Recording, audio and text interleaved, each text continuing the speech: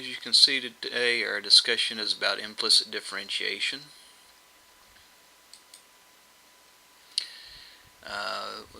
Implicit differentiation is a style of differentiation used when, in some cases, when we have no other option, which we'll discuss in a moment. But before we get into the idea of implicit differentiation, there's some things that we need to know before we actually do those types of problems.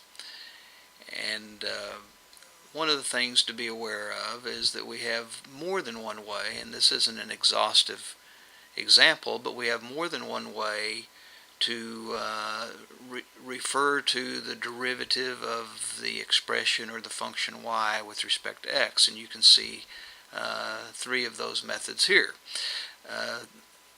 The d over dx means the derivative of the expression in these brackets with respect to the variable x, and of course assuming with respect to variable x assumes or implies that y can be written as a function of x, that y is an expression in terms of x.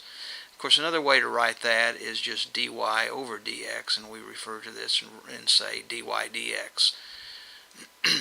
Once again, this implies that y is a function of x. And then sometimes we see y prime, just as we've seen in the past with a function f prime of x. Y prime, once again, assumes or implies that y is a function of x or an expression in x, and so we're looking at the derivative of y with respect to x.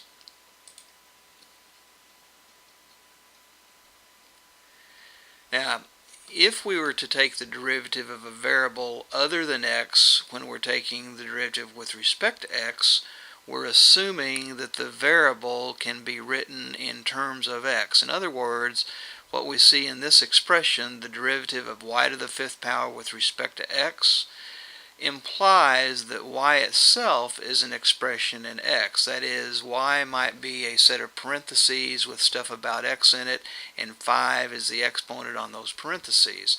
So in this case, we have to use the chain rule.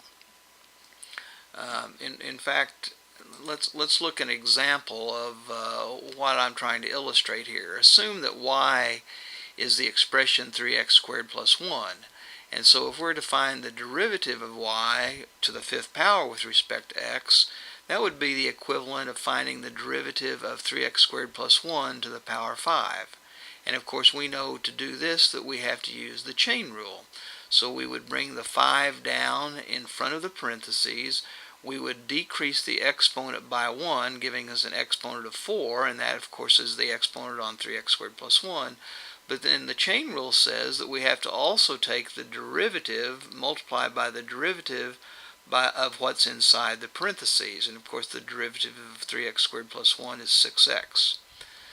Now, we could look at this and recognize that another way we can think of the result is that we have the 5, and here is the y value to the fourth power. So we could write that as y to the fourth.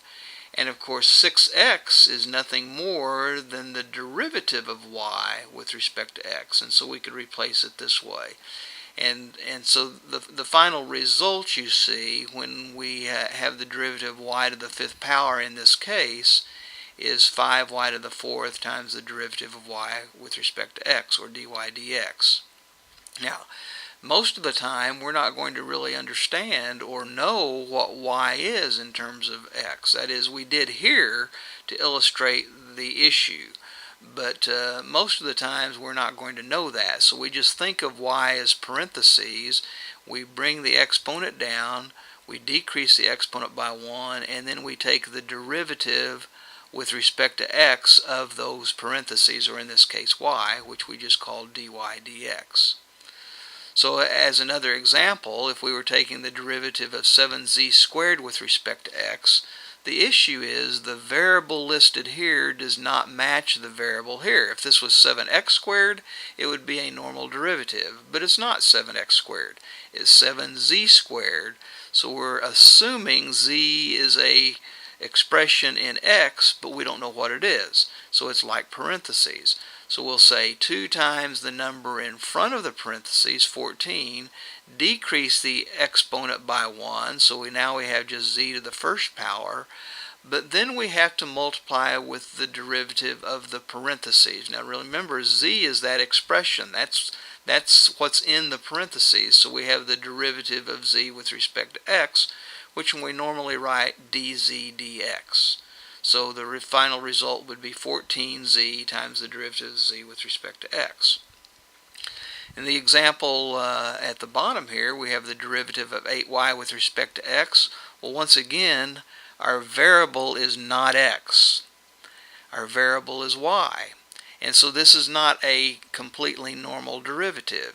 So what we would do is we would take the exponent assumed on y being 1, multiply it times the 8, so that's how we have the 8. Then we would decrease the exponent on y by 1. So that would give us a y to the 0 that's really in here. So really we have,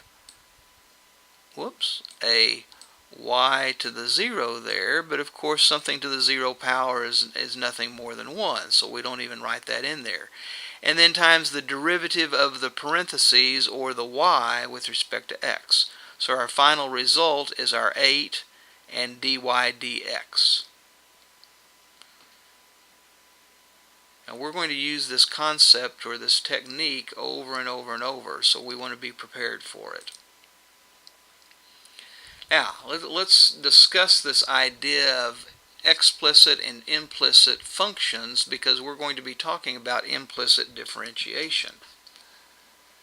And the idea of an explicit function is what we see here. And I can read this to you. Function in which the dependent variable, normally y, is expressed solely in terms of the independent variable x is said to be an explicit function. So in other words, when we have y written as equal to an expression in x, we say that y is an explicit function in x. On the other hand, we can have an equation that involves y and involves x, but it's not solved for y. The equation 2y minus x cubed plus 2 equals 0 is basically the same equation we have here. Imagine if I multiplied both sides by 2 and then I got all terms to the left side, it would read exactly this way. And so when we have an equation involving y and x in this case, we say that this function y is defined implicitly in terms of x. So y is an implicit function because it doesn't say what y is equal to specifically. Now in this case we could solve for y and get the above equation, and we could turn this into an explicit function of x. But there are many times that it's going to be, one, convenient to use an implicit definition, and sometimes we're not even capable of solving for y in terms of x, or it would require several parts. And we'll look at what I mean by this in some examples a little more in the future here. Well, as we've been discussing, we're going to be dealing with implicit functions, and as this states, sometimes it's possible, as it is here, to rearrange the equation to obtain y as an explicit function of x. But it's not always desirable to do so, since the expression may be much more complicated after we solve for y than the original expression. In other situations, as you see here, when we attempt to try to solve for y, the result may fail to define a function at all, and rather defines a kind of multiple value functions. For instance, if y squared was involved and we tried to solve for y, we'd end up with plus or minus. And of course that doesn't define a function. We'd have a multi-valued y, and that makes it a little more difficult to deal with when we're trying to find the derivative. Nevertheless, as this says, in many situations it's still possible to differentiate, or that is find dy dx, with relative ease using this idea of implicit differentiation. And so that's what we're going to be discussing. What I would like to do, though, is take these two expressions, one solved for y, So here we have an explicit function, and so we would use the normal derivative, and the other is leaving it as implicit form and using this concept of implicit differentiation to find the dy dx here and verify that we in fact get, of course, the same thing. So let's begin that idea here, that if we were looking for dy dx, well, look how y is defined. Y is 1/2 x cubed minus 1. So we would say 3 times 1/2, which of course is 3/2,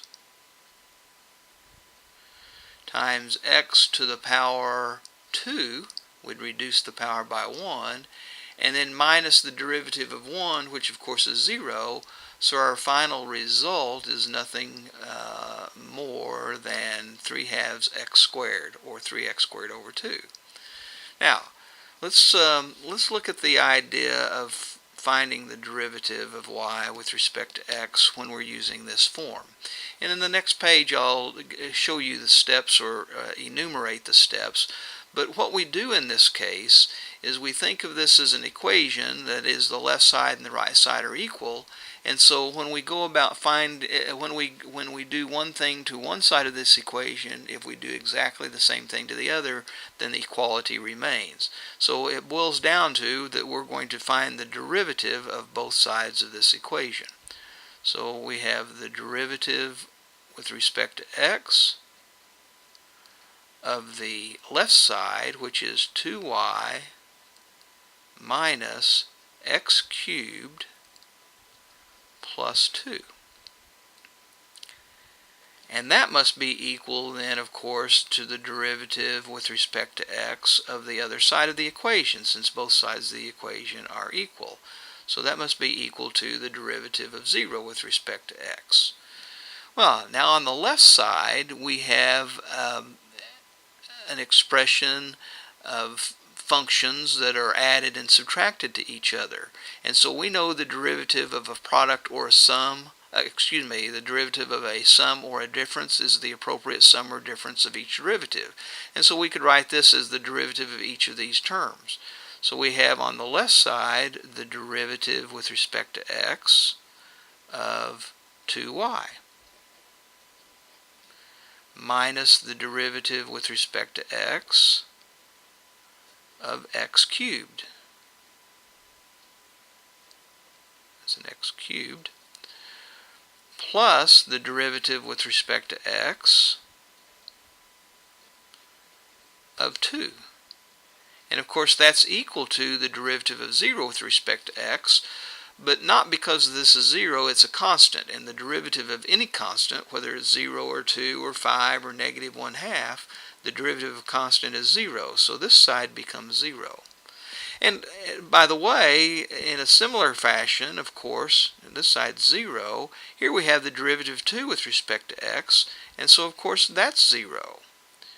I'm kind of working backwards here because these features are pretty easy for us to deal with. Here we have the derivative of x cubed with respect to x. Well, that's a normal derivative, and so that's nothing more than 3x squared. Of course, don't forget that minus sign that's in front of it. Now, here's the only difficulty, or the only situation that we have to deal with. The derivative of 2y with respect to x. Well, again, this is not normal like we saw before. This is not normal because this variable and this x do not match. And so this is implying that y is really a bunch of stuff about x. It's like parentheses to the first power. And so using the chain rule, we would take the understood exponent that's on the parentheses or on the y, we'd multiply it by 2, so that's how we'd get 2. And then we would decrease the exponent on the y by 1, and so we'd get y to the 0 power. And then we'd multiply that with the derivative of the parentheses. That's what's inside the parentheses. So in that case, it's the derivative of y, the parentheses, with respect to x, or simply dy dx. Now, here we have y to the 0, which of course is 1. So as we're looking at this expression, we really have, in this case, 2 times dy dx minus 3x squared is equal to 0. Of course, that's what this simplifies to. Now, what we need to do is we're asked to find dy dx. And we have dy dx appearing in this equation, so the only thing left to do is solve this equation for this unknown, if you will, dy dx. So the first thing we're going to do is add 3x squared to both sides. Let me make a little space here. So we'll add 3x squared to both sides, and this becomes 2 times dy dx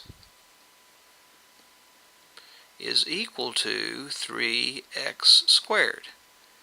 And then when we divide on both sides by 2, because we're solving for dy dx, so we have dy dx is equal to 3x squared divided by 2, or we could write this as 3 halves, or 3 over 2, times x squared.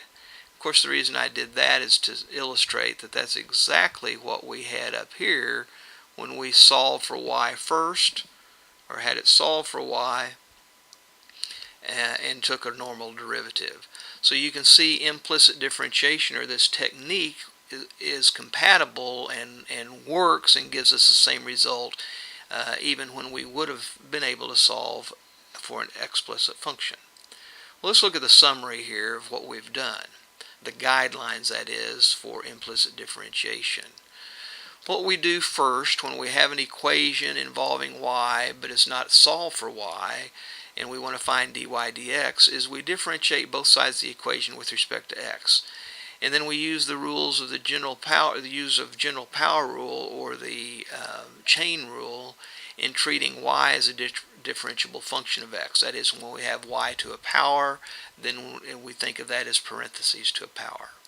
Now, once we've gone through that process, we collect all of the terms that are left that involve dy dx to the left side of the equation. That is, we involve all terms involving dy dx on the left side, and move all terms not involving dy dx to the right side. So now on the left side, all terms involve dy dx, so it becomes a common factor. We factor that dy dx out from all of those common terms. Now, this didn't happen in the last example because we had only one single term involving dy dx. But if we had multiple terms involving it, we would factor it out, and then we would have an expression times dy dx, and we would divide then on both sides of the equation by that expression, leaving dy dx on the left side alone. And we'll look at some examples that illustrate this. Okay, well, let's put what we've learned to use here. Find the slope of the tangent line to the circle x squared plus y squared is equal to 25 at the point 3, -4. Now, we could easily check to make sure that this point is on the circle. We're assuming it is, but how would we check? We would be reminded that for a point to be on the graph of this expression, or this equation, would mean that this x and this y value substituted in would satisfy the equation. That's what it means for a point to be on the graph, is that those coordinates satisfy the equation. And clearly you can see that would be the case here. Well, what we're going to do first is we're going to find this slope by using implicit differentiation. Let me remind you, to find the slope of a tangent line, we need to know the derivative of y with respect to x at that point. And so here's what we need to calculate or determine, and that's going to give us our result. We need to determine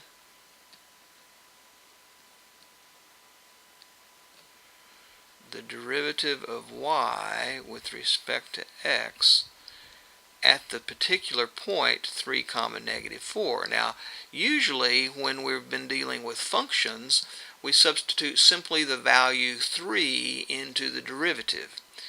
but we may see things that look a little differently this time, and so I've written the entire point that we're dealing with. And remember, this is the slope of the tangent line at that particular point.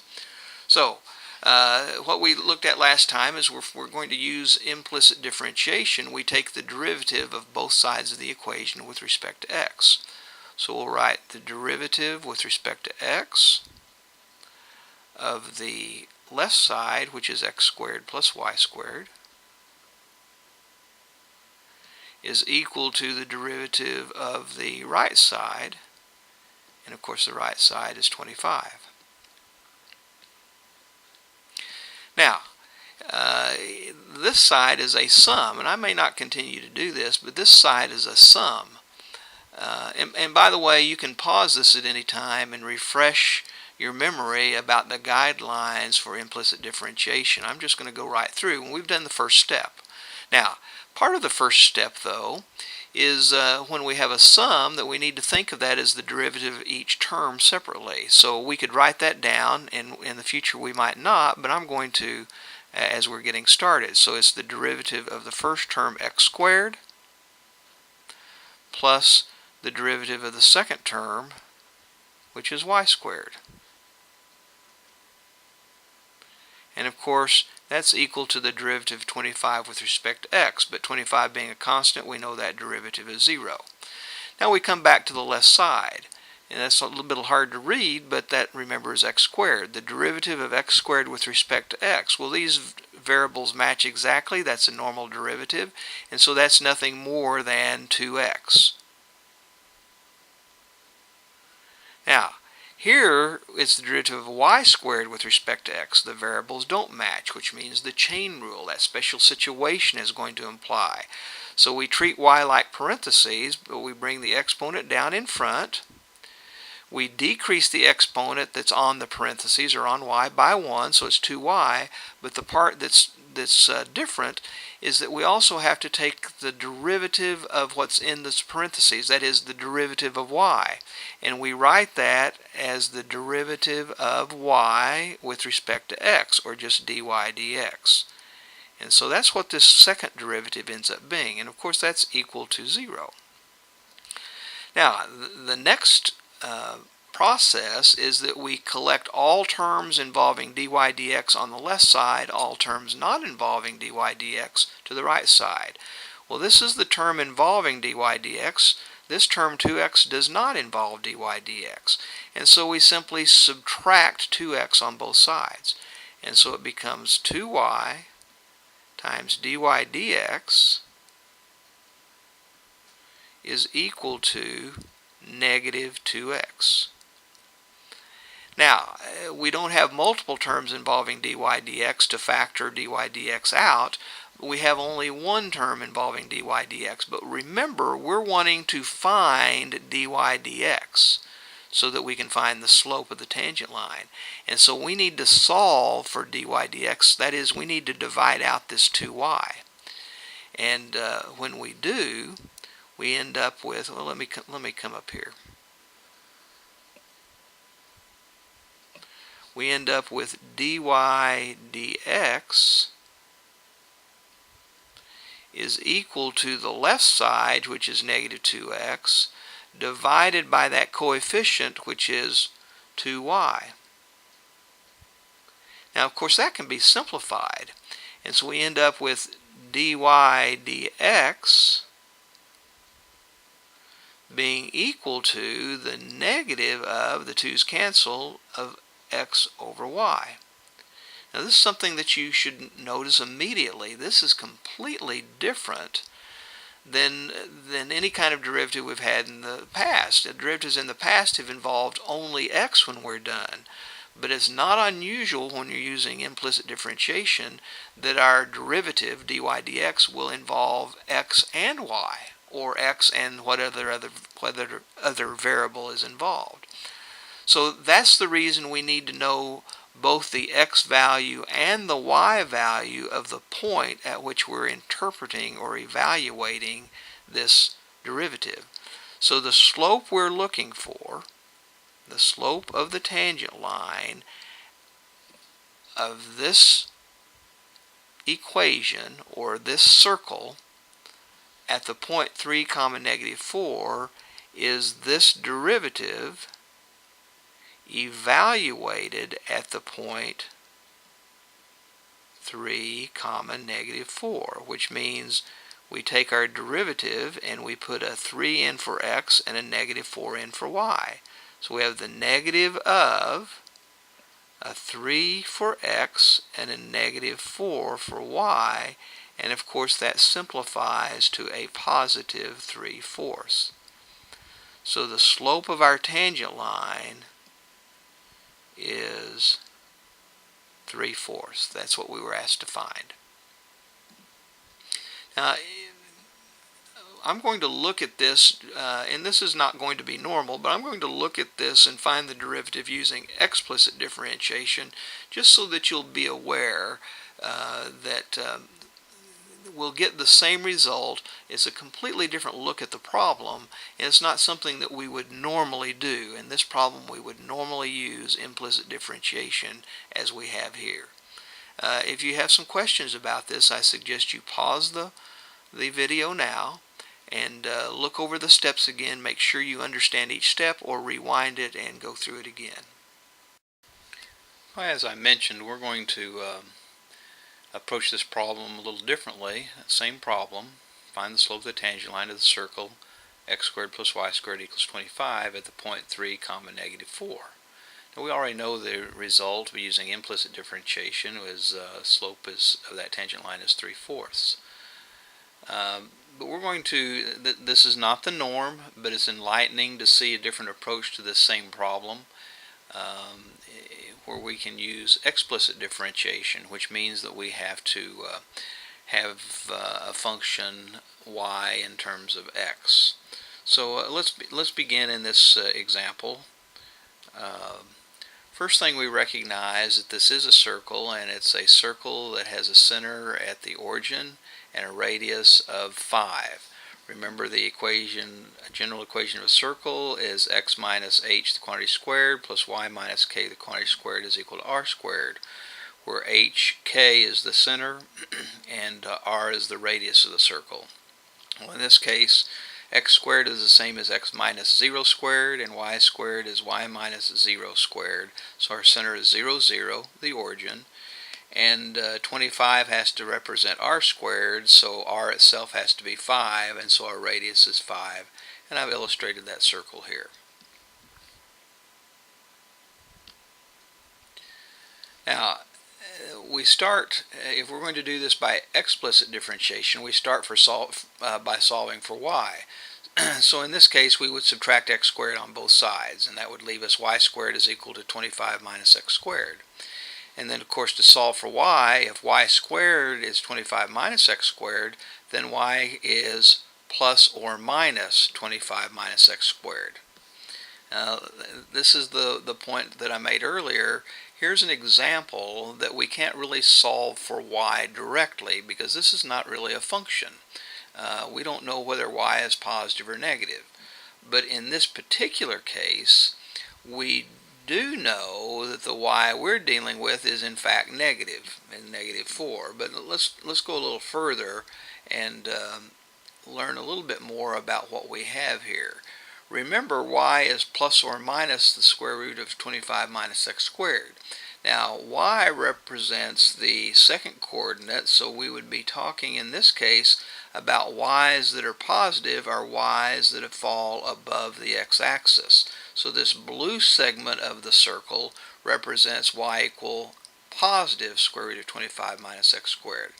On the other hand, negative y values would be y values or points that fall below the x-axis. These y's are negative, and so the red section, or part of this circle, is y equal negative 25 minus x squared. Now, the point that we're interested in finding the slope of the tangent line to is the point 3, negative 4. Well, 3, negative 4 is the point that we're looking at right down here. Okay, here's 3, negative 4 in this position. And so in our example, in this problem, we have enough information to understand that for what we're dealing with, we can use this particular explicit definition of y because we're only interested in this part of the circle. So we continue.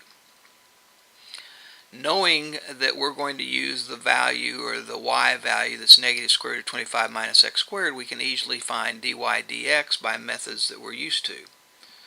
So we would first write the square root in terms of an exponent so that we can deal with finding the derivative easily. And then we see that we have to use the chain rule. So the derivative of y with respect to x would bring down the exponent. 1/2 times the negative 1 in front gives us a negative 1/2. Then we decrease that exponent by 1. Well, 1/2 minus 1 is negative 1/2. And then we multiply with the derivative of what's inside the parentheses. And so the derivative of 25 minus x squared with respect to x is simply negative 2x.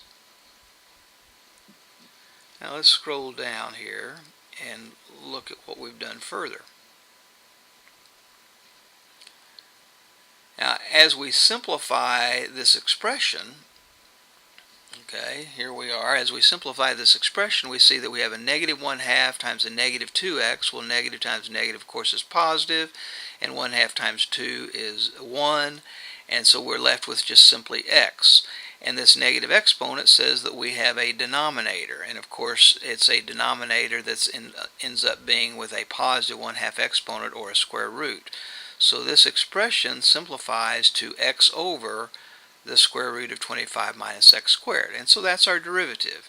Now we want to find our slope at the point 3 comma negative 4, and in this case our derivative is represented entirely in terms of x, so we only need the x value of our point. So we put 3 in. Remember, our x value is 3 comma negative 4 right here. Our x value is 3, pardon me.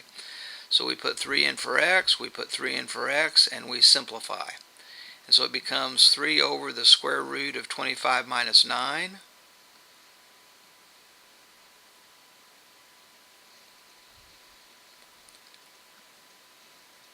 Well, let's see here. I'm having a hard time scrolling. Square root of 25 minus 9, which is the square root of 16. And so we end up with 3/4. 3 over the square root of 16, the square root of 16 being 4. So we get exactly the same result. It's just a little different approach, and one that we can't always use, but in this particular case we could. Now, there's one more interesting point that I'd like to make here, and remember before when we found the derivative of y with respect to x using implicit differentiation, we got the negative of x over y.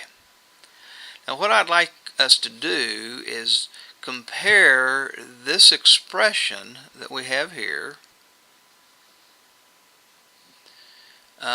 with a negative x over y. And particularly look at the square root of 25 minus x squared.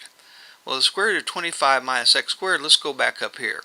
Y is the negative of square root of 25 minus x squared. So if we take the opposite of each side, we would have negative y is the square root of 25 minus x squared in the point that we're looking at. So I just took the negative of both sides, and so I got negative y as this. Now, that would mean in this expression, that would mean that dy dx is, let's see, x over this expression, which is right here, is nothing more than negative y. And of course that could be rewritten as the opposite of x over y, which is exactly what we found when we're using implicit differentiation. Just some things to think about and a little technique that might serve you in the future. Our next problem is to find the equation of a tangent line at a particular point on a curve.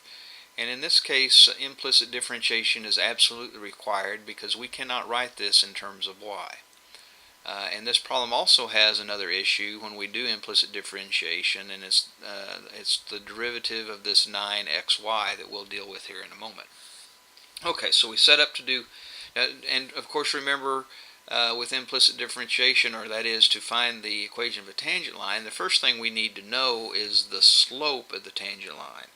And the slope of the tangent line, if you remember, will be the derivative of y with respect to x, and we have to evaluate that at the point 2, 4. And usually with implicit derivatives, we'll have a dy dx that involves both the x value 2 and the y value 4. So our job is first to find dy dx before we can find the equation of the tangent line. And we recall then to do such a thing requires us to take the derivative of both sides of the equation, which I've set up here. Now on the left side we have nothing more than the derivative of a sum and difference, so we break it into the three different derivatives that are involved.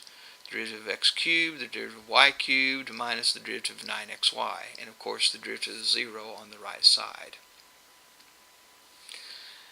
Now, the derivative of x cubed with respect to x is a normal derivative, again because these variables match. So we certainly, and we only get 3x squared from this derivative. Now the derivative of y cubed with respect to x, though, requires the chain rule, as we've been working on.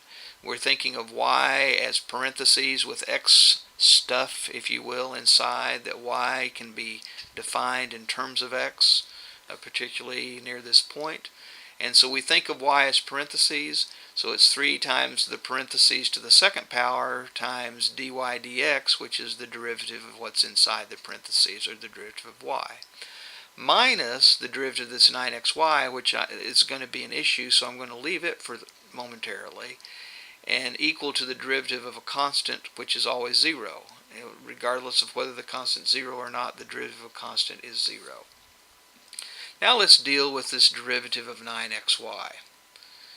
The first thing we have to recognize is that 9xy is actually a product. We don't know what y is in terms of x, but it's something in terms of x.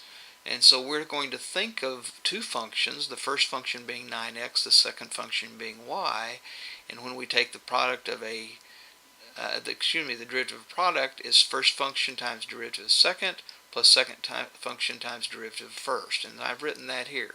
First function 9x times the derivative of the second function, well, that's the derivative of y, plus the second function y times the derivative of the second function, the second function being 9x. And so we go back and just simplify, and of course here we have our 9x, but the derivative of y with respect to x can simply be written dy dx. Plus we have our y times the derivative of 9x with respect to x, which is just 9. And so this simplifies to 9x dy dx plus 9y. And so we'll replace this derivative with what we have here. But it's important, and let's look at the next step. It's important to recognize that we're subtracting a derivative that is actually two terms. So this subtraction is going to affect both parts of this derivative. And that's the reason I put it in brackets here, or parentheses, to make sure that we distribute that negative sign correctly. Well, the next step, that's what I'm doing. I'm distributing the negative sign, so it becomes minus 9x dy dx minus 9y. And of course we had the 3x squared and the 3y squared dy dx in the beginning equals 0. Now if you recall, the next step in implicit differentiation is to collect the terms that involve dy dx to one side. Well, here's one such term, and here's another term, and the terms that don't involve dy dx to the other side. So to get rid of this minus 9y, I'll add 9y to both sides. To get rid of this 3x squared, I'll subtract 3x squared on both sides, and that gives me this next line. Okay? So I have 9y minus 3x squared on the other side, and the two terms that we talked about before that involve dy dx on the left side. Now the next step is to factor out the dy dx from both of these terms. So we can think of it as a coefficient times dy dx after we do that. And that is shown in this next step. So after we factor dy dx out, we're left with 3y squared minus 9x, basically the coefficients of each of these dy dx's. So this is like a single coefficient times dy dx is equal to this left side. And we're trying to solve for dy dx. So we need to get that alone, and so we're going to divide out this 3y squared minus 9x, divide on both sides by that. And that's illustrated in this next step. So after we've divided both sides by 3y squared minus 9x, then we actually have our value, or our dy dx. So our next step is to actually calculate the slope, which means we need to evaluate dy dx at this point 2, 4, because our derivative involves both y and x. So we'll put a 4 in for our y and our 2 in for our x's. 4 in for y and 2 in for x. And that's illustrated on the next step. So to find the slope, we're evaluating dy dx at the point 2, 4, simply substituting 4 for y and 2 for x. And after we do that, this simplifies, this expression simplifies down to 4/5. So the slope of our tangent line is 4/5. But we yet are needing to find the equation of the tangent line. Now we have the slope, but we want to find the equation of the tangent line. And of course, to find the equation of the tangent line, we normally use this point slope form, y minus the y value of a point that's on the line equal the slope times x minus the x value of a point that is on the line. And so we simply substitute our 2 and our 4 in for x and y, x sub 1 and y sub 1 here, and our 4/5 in for our slope, and then we begin to simplify. So let's take a couple of steps here and we'll discuss them. Whoops. Okay. So after we substitute the 4 from the point in for y sub 1 and the 2 for the point in for the x sub 1 and the 4/5 in for the slope, we distribute the 4/5. So we have y minus 4 equal 4/5 times x minus, well, 4/5 times 2 is 8/5. And then we add the 4 to both sides, so that's what I've done here. But now we have a minus 8/5 plus a 4 on this side, so we replace 4 with 20/5 so we can combine these two terms, these two fractions. And of course a negative 8/5 plus a 20/5 is a 12/5. And that's illustrated here with our final equation. The equation of the tangent line then is y equal 4/5 x plus 12/5. I'd like to take this time to also make a note that this curve, x cubed plus y cubed minus 9xy equals 0, has a graph that looks like this blue line. This is called a Folium of Descartes. There's many different forms of this line. They all follow the pattern that x cubed, the general form is x cubed plus y cubed is equal to, minus 3 times some constant a times x times y equals 0. And in our case, the a is actually the constant 3. But all such equations will have this similar look. And of course you can see here that we've also got the graph of the tangent line to the curve. And of course we were supposed to find it at 2, 4. That's approximately where I've filled in here. And this is the tangent line through that point to the curve. And of course this, is the equation of that tangent line. I'll have more to say about the Folium of Descartes in just a moment. I thought it would be interesting at this point to take a little side trip, since we've just been discussing the Folium of Descartes, historical note about this curve. And you can read it, but I'll read through it a little bit with you. This curve was first proposed by René Descartes, who of course is a very famous mathematician, and he's the one that we named the Cartesian coordinate system after. He had quite a bit to do with the way mathematics changed during his lifetime. What's called analytical geometry, which is the connection between geometry and algebra, and it allows us to do the graphing of things that we weren't able to do before. But nevertheless, Descartes had I guess as far as Descartes was concerned, a mortal enemy. They were quite competitive with each other and disliked each other quite a bit, by the name of Pierre de Fermat. And so they were always trying to one-up the other. So René Descartes proposed this curve, the Folium of Descartes, and a little earlier we saw it written differently. We saw it as x cubed plus y cubed minus 3 times some constant a xy equals 0. So this is really the same curve, it's just rewritten a little differently. And the example we looked at, the a value was actually 3 itself, 3 times 3 being 9. So that's the one that we actually looked at.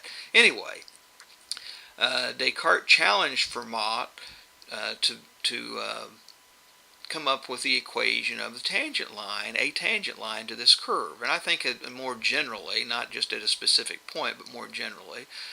But unbeknownst to Descartes, Fermat had recently discovered a method for finding tangent lines. Now, what's important to remember here is this is 30 to 50 years before calculus was discovered or was embraced and developed. And so, having found a way to determine tangent lines, previous to calculus, was quite a feat. And he solved this problem very easily. And of course that just upset Descartes a great deal, because Descartes was not able to solve that puzzle, although he proposed the problem. And so it just continued the competition between the two men. One other note that I've put down here is that, of course, it's called the Folium of Descartes, and folium is Latin for leaf, and you can see, of course, why this has some comparison to a leaf. Thought you might find that interesting.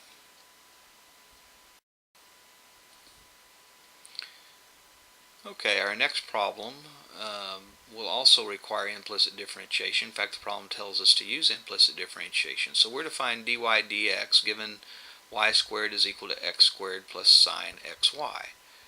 And clearly, we could not solve this for y. So here again, implicit differentiation is absolutely necessary. Well, to use implicit differentiation, remember we take the derivative of both sides. So we have the derivative with respect to x of y squared, that's the left side, is equal to the derivative of the right side with respect to x, and the right side has two terms. So let's just go ahead and write that down, the sum of the two derivatives that we would get. So the derivative of x squared plus the derivative of sine of xy. And I'm sure you're already thinking ahead that this is going to be quite a challenge because of that sine of xy. Well, the derivative of y squared with respect to x we've been through several times, similar situations. This is 2y times the derivative of y with respect to x. And that's equal, of course, the derivative of x squared with respect to x is simply 2x. Now our challenging part, and we need to kind of stop and think about this. We know, using the chain rule, how to find the derivative of the sine of u with respect to x, the sine of u. We have to use the chain rule in that case. And when we do, we say, oh, well, that's the cosine of u times the derivative of u, which I'll just write as, well, let's just write it, times the derivative of u with respect to x, which we normally just call u prime. So in the situation we have here, our u is xy. And so to find the derivative of sine of xy with respect to x, it will be the cosine of xy times the derivative of xy.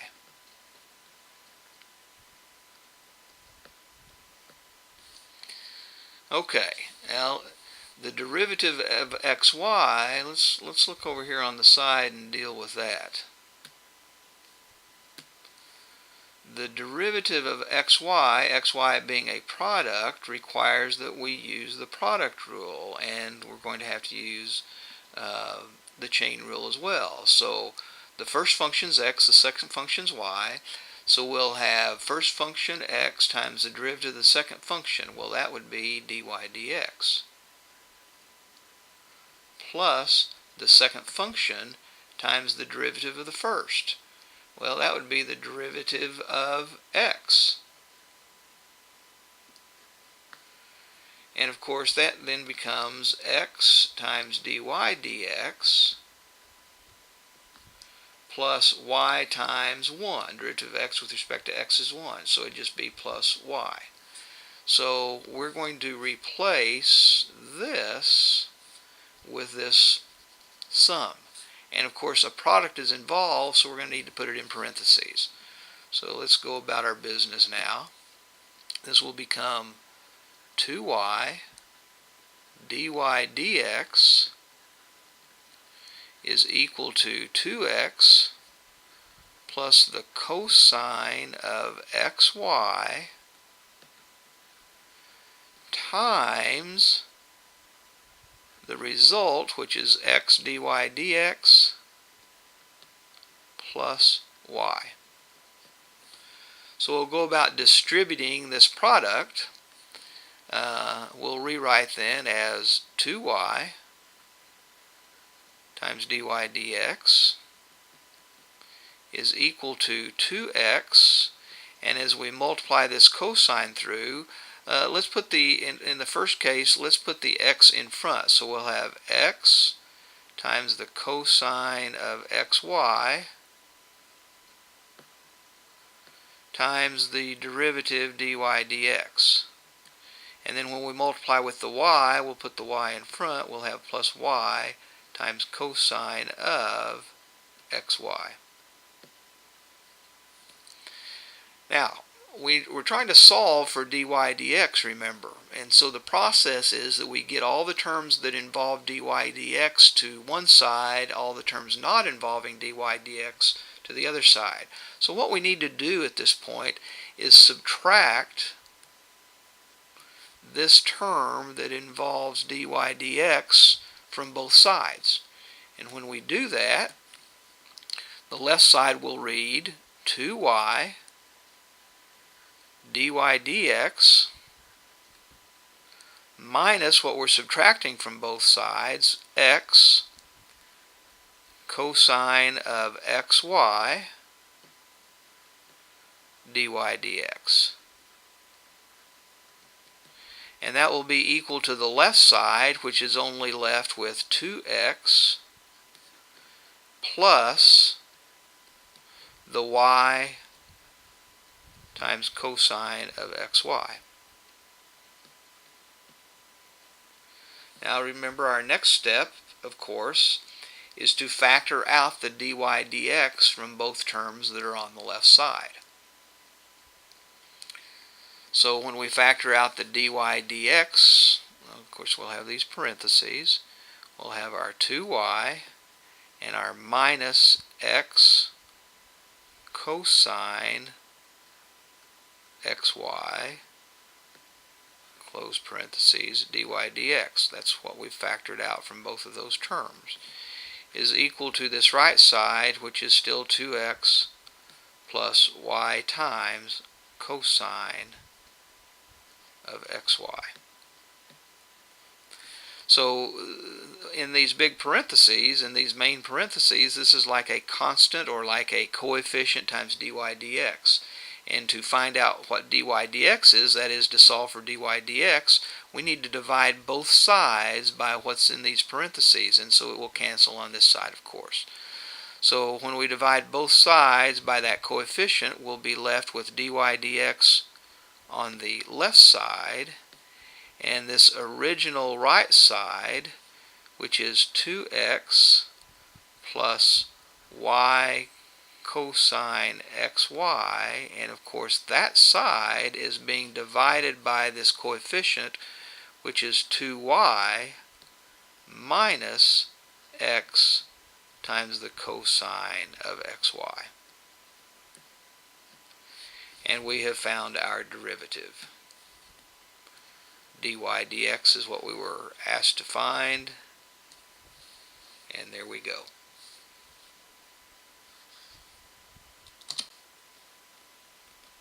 In our last example of implicit differentiation, we're actually asked to find a second derivative. So as you can see here, d squared y over dx squared is a call for the second derivative of y with respect to x. Of course, to find the second derivative, we find the derivative of the first derivative. So the first thing we need to do is to find dy dx. Let's make a big point about that. Step 1, find dy dx. And to find dy dx, we're going to use implicit differentiation. So we're going to take the derivative of both sides. That means on the left side, we'll end up with the derivative of 2x cubed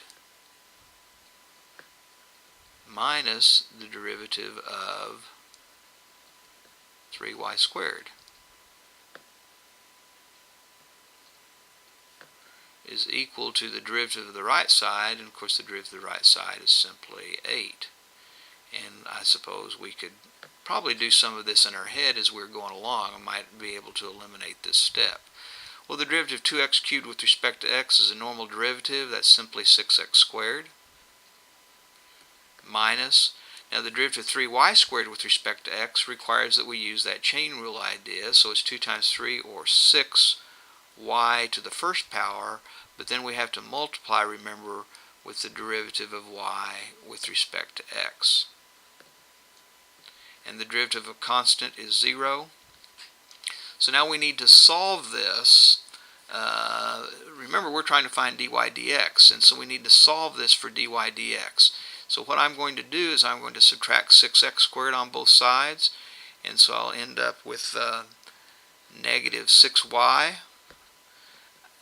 I tell you, for purposes here, that because it's going to get a little bit involved, I'm going to change the name of dy dx, and I'm going to call that y prime, just to help the notation a little bit. So it's the minus 6y times y prime is equal to negative 6x squared.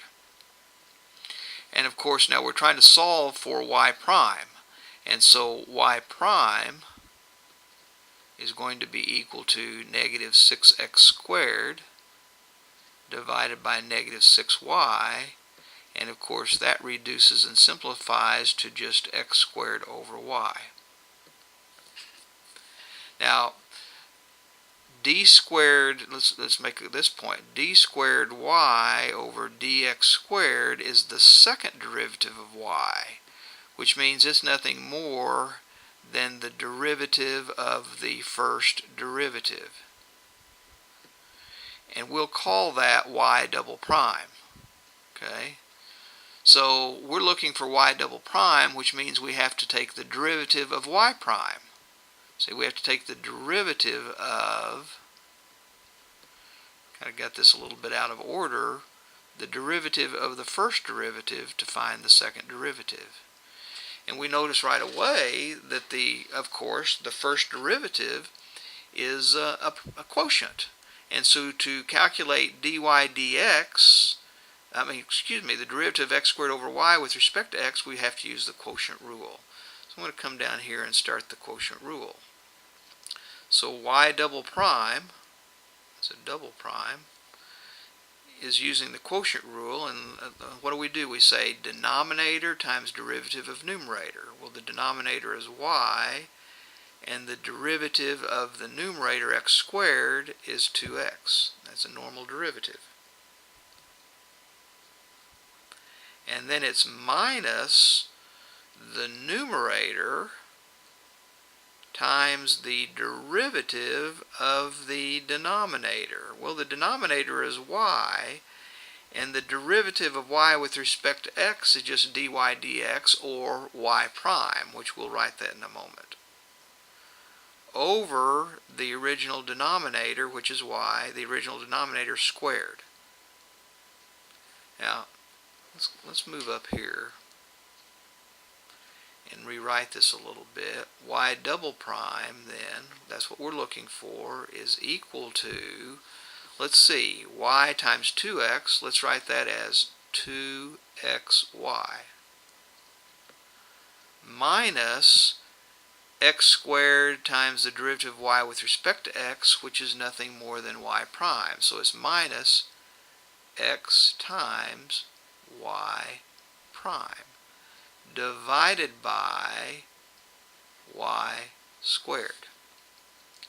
Now, the issue that we're at this point, one of the problems is we have a derivative, second derivative, defined in terms of the first derivative, and we'd prefer it to just be defined in terms of x and y.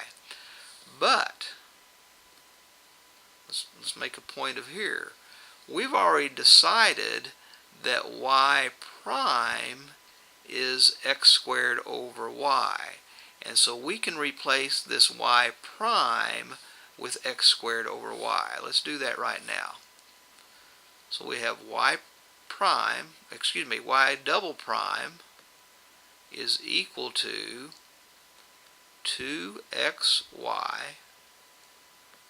minus x times y prime, which is the fraction x squared. You know, I bet you've found this mistake long ago.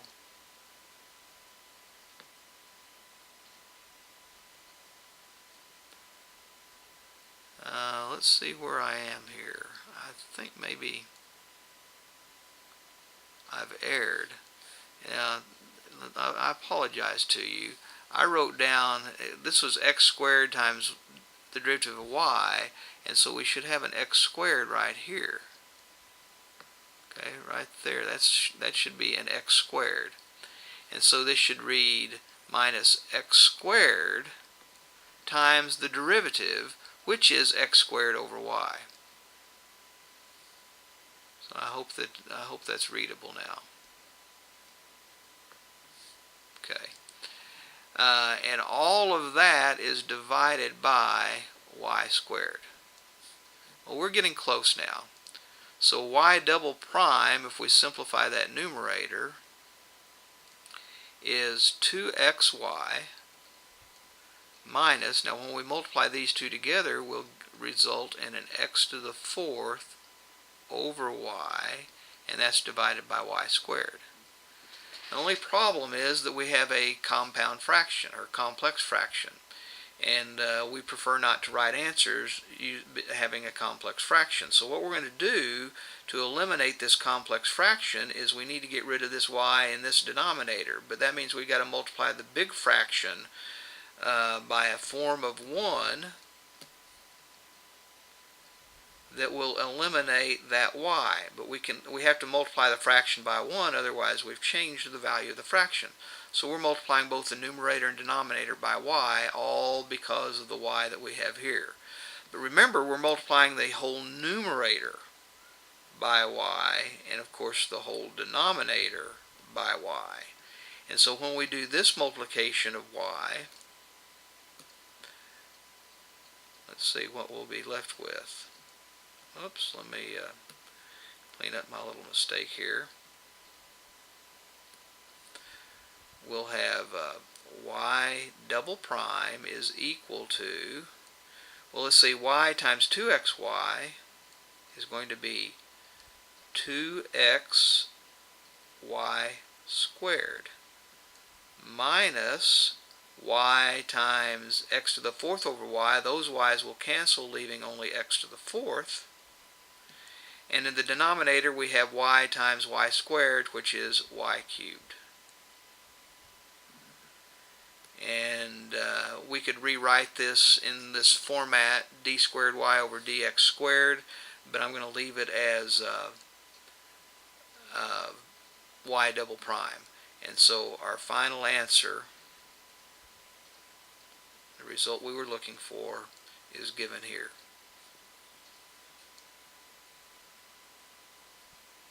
Remember, you can always rewind, pause to look at each step, make sure you understand each step as we go.